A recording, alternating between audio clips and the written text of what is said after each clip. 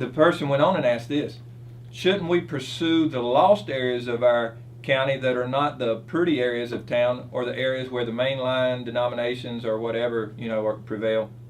Maybe there's some spiritual deadness in some churches and maybe whatever. I say amen to that too. We have not chosen West Burlington because it's the pretty area of town, but we have chosen it again as a strategy because we think it's wise to begin there and then to branch out into these other areas. And wouldn't it be neat if in doing a campus in West Burlington that we ended up praying with and for these other churches to have revival and God really take over Alamance County? I think it's important for us to realize that we're not taking a shot in the dark. We feel that West Burlington, that we've done the research, we understand the demographics, that we would be able to legitimately duplicate what we do here and influence more people. So when we go this time, we're not going just shooting a little pistol, we're going to shoot a cannon. Mm-hmm. And we're going to hit the target because we know we have verifiable facts that have shown us that there is interest, that there is a need, and that there is a vacancy for people in that community, and this is the beginning of many. Yes. I think it's more, I don't want to use the word arrogant, but it's almost more arrogant of us to sit back and say, come here, than for us to step out of our comfort zone and go somewhere else to meet people who are lost. It ain't comfortable. No, I was sleeping good until all this came around, folks. I was sleeping good every night, and still sleep pretty good. But life was easy before. We could have just been doing our little thing out here and hunky dory and all that kind of stuff. But God is not a complacent God.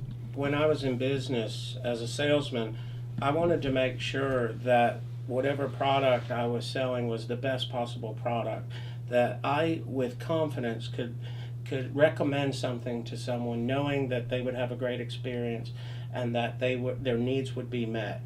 The incredible thing about Westside Fellowship is that I believe in its vision. I believe in its mission. We're a AAA church. We have authentic community where people truly hold each other accountable and live for Christ and live biblically. We have absolute truth that we believe that God's Word doesn't imply things. What it says, He means, and we stick by that, and we're not willing to compromise that. And then we have adorational praise of God. And with us having those three core values, that's so unique to find that combination in a Bible-believing church like this. And without any reservation, I could honestly recommend somebody to go to our church and experience our community in the preaching without worrying about if they're going to be misled or if they're going to hear false doctrine. See, that leads right into one of the other questions, which was, is Westside healthy enough to produce another site, to create another site, whether that's funding, whether that's the authentic community that it has? Talk a little bit about that, Mike, and the health of Westside currently. Well, when the multi-site conversation first began in our leadership level, I don't think it was. And one of our leaders particularly said, I'm all in on the concept. I don't know if right now is the time because I don't know that we're actually healthy enough to want to duplicate what's going on. And we kind of talked about some of those areas. And two areas particularly came to mind in that conversation. And there were three things. I'm not going to talk about one of them because we've dealt with that too, but it's just something that if you want to know, come ask me. But if this person said if we could shore up these areas, then I think yes, we would be healthy. Keep in mind we've been having this conversation for a year and a half or more on the leadership level, and so this isn't something we're rushing into. This is like about as counter typical West Side stuff as you can get in regards to planning it well out in advance. And when we came out of last December, we had this conversation, let's go find a site and start meeting. Some people were suggesting that. One of the leaders said, I don't think we're ready. And so we began to diagnose where we needed to have some health gauges, some medicine applied, whatever you want to say. And the two areas were small groups and our children's ministries. And so last spring and throughout the summer, we started consciously laying our core values out in front of some people. We started shoring up and recruiting and training and solidifying those two areas. And I don't know if you've noticed, but there's quite a buzz in our church with small groups. Kurt has done an amazing job as our small groups pastor without the title. Is it in your title? He wears about 3 or 4 hats. Yeah, 3 or 4. Big hats, each day, yeah. and then little caps. Okay. Well, Kurt took it upon himself because he's passionate about small groups. We all are, but he lives and breathes it. He's been in a small group for years and seen it bring about dynamic change in his life and others. And so he began to help shore up the small group ministry. And over the summer and leading into the fall, we just had an amazing small group kickoff just several weeks ago. Almost 30 groups, and I think probably by the time it's all said and done with, there'll be 30. My wife and I just started another one this past Sunday afternoon, and with 3/4 of the group never been in small groups. And so we're having all these people that have never been in a small group that are now suddenly in small groups, which is what we're about, and we've moved towards health in that direction. Children's ministry just kicked off a couple weeks ago. Kids are excited. We've gone to centers. It's not just that we repainted the walls and put a Christmas tree up saying give to the renovations, but we renovated the hearts of our teachers. Our teachers are already faithful. Our teachers are already a strong commitment to children's ministry. We just came in alongside them and helped give them some new energy and new training and new direction, and they've responded amazing with that. We actually began to pay a little token salary so we can expect him to do things. Randy Gray, so if he's serving your child, just say, hey, you're paid to do this. Just don't pat him on the back or tell him anything. Just say, hey, I expect you to do this. Love on him and thank him for serving. We have Jamie Justice and we got a bunch of other people, even some newer folks in our midst. I say newer, they've been around for a while, but I think Angie Sparks and some of those people who just jumped in. So we got the Julie Bounces and some of these people that have been around forever serving our youth and children, and now we've got some new faces, and it's just neat that group of people is energized to go and serve. And so we began to shore up the health in these areas. And if we're not healthy enough to duplicate, then we'll put the brakes on it. But I think we are currently healthy enough in every aspect except one. And that one I'm having a personal conversation with multiple people to say, hey, do you realize what's going on and what do you intend to do about it? And even then, it's debatable whether it's a health issue or whether it's consistent with what God has done at Westside for the last 10 years. And so who knows? I may be making too big a point out of it. It may be saying, it may be from God saying, Mike, do you trust me? One of the questions was, is it sustainable? Well, if it's from Mike and Kurt and Steve and our energy and effort and pocketbook, no. If it's from the Lord and if He is our sustainer, then yes. I hope you realize when we started Westside Fellowship, we had no money and no location. Period. And the idiots that I was pastoring, the Millers, the Woodsons, the Nortons, the Browns, I say idiots Not lovingly. Idiots. Huh? Not idiots. People that actually believed you. People who had faith voted on a $75,000 budget. And we were 4 or 5 couples. I'm like, dude, these people are crazy. But they got a lot of faith, and I'm their pastor. I better show a little bit too. So I voted yes on the budget.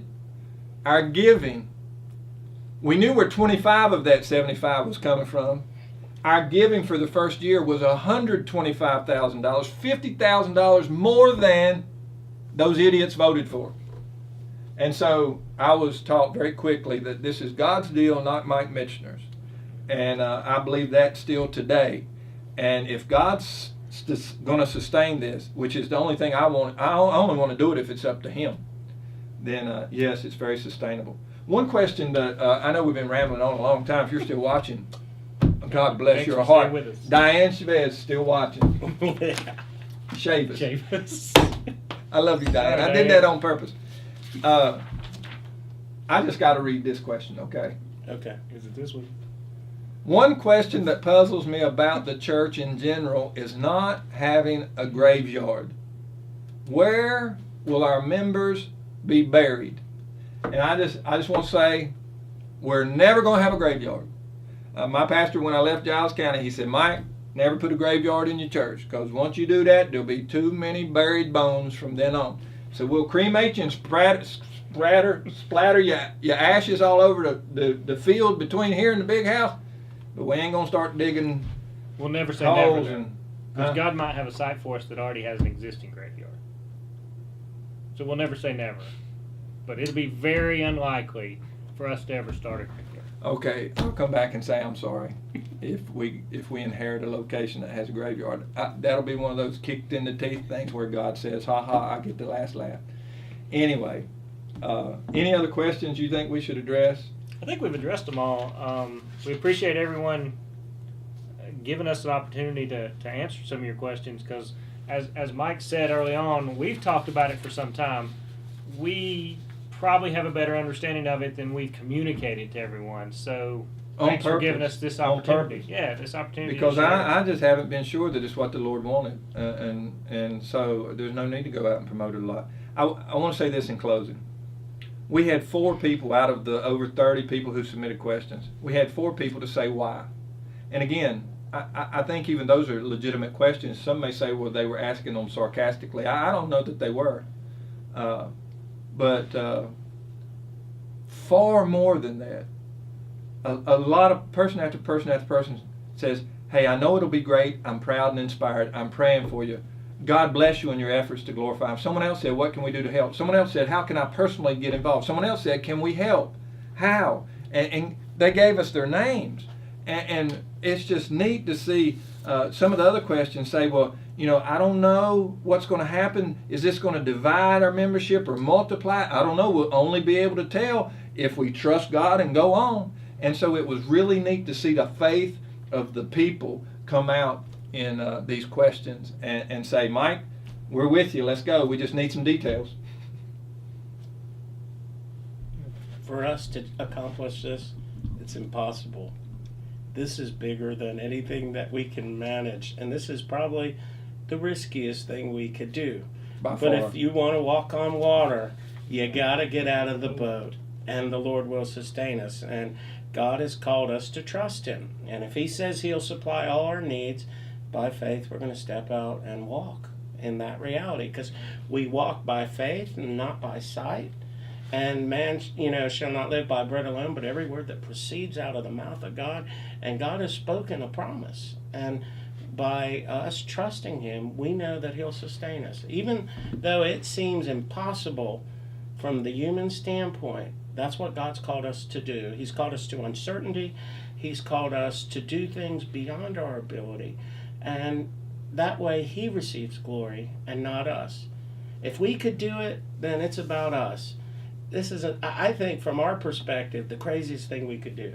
Yeah. But it excites me the most. Yeah. Because we're in over our heads. If we did not answer your question, come Sunday after church, we're having a meeting on this again. We're going to try not to deal with all this stuff because we got some other stuff we want to deal with. I'm actually Sunday after church going to ask for people to go on and step up to the plate and say, I'm willing to be one of those people who says, I will go be a part. I will serve. I will be faithful. I'm in, and I want to go be a part of what God's doing. I want you to prayerfully consider that. We need people not to be blind, ignorant followers of Mike, Stephen, Kurt. We don't need that at all. We need people, though, who say, I want to be a part of what God's doing, and I'm trusting the leadership that God has given me. I'm going to this church, and I think God has placed these pastors and these leadership people in place to lead His church, and I'm going to follow them. And we're going to charge the gates of hell. And we're going to win. We're not fighting for the victory. We're going to win. Jesus is building His church. And we can either watch Him do it from afar, or we can get involved in the process. And I know that we've got a ton of people who are rip-roaring, ready to go. They just need some details, and they will be more than willing to go blood, sweat, and tears for Jesus Christ. because it's about reaching the lost people, seeing them come to know Christ as Savior, and then growing in their relationship with them. We need the people who are passionate evangelists. We need the people who are passionate teachers. We need the people who are passionate exhorters. We need the people who are great at showing mercy. We need people to come in and pastor these people, to love on these people, and to all the things. There are so many needs. We need you. We need you to be supportive. You might not be one that goes to the new congregation. I need you to be selfless. As you say, well, if we go to one service at the 87 North Campus, that means I'll have to give up some things that I'm comfortable with. So we're asking everybody to be mature Christians and sacrifice for the greater good of fulfilling the Great Commission and the Great Commandment, which after all is the only reasons we're here. I love you. They love you. And we know you love us. Thanks, and I'll see you Sunday.